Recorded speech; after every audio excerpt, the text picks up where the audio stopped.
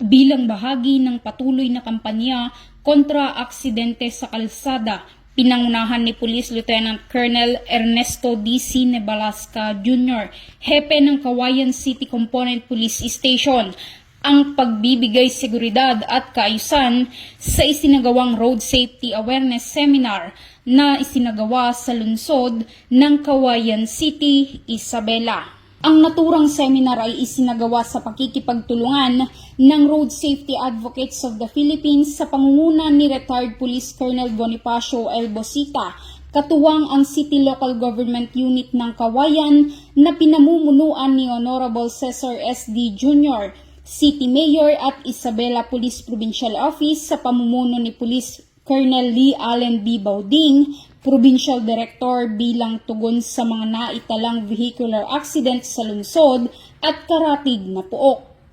Layunin ng aktibidad na mas mapalawak ang kaalaman ng publiko patungkol sa ligtas na pagmamaneho, tamang paggamit ng kalsada at pagbibigay pansin sa mga batas trapiko upang maiwasan ang mga aksidente na maaaring magdulot ng pinsala o pagkawala ng buhay.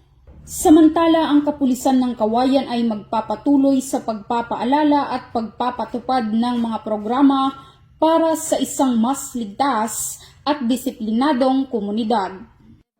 Mula dito sa Lambak ng Cagayan, ako ang inyong Police News Network Correspondent, Patrol Woman Wendy Rumbawa, alagad ng batas, tagataguyod ng balitang pulis.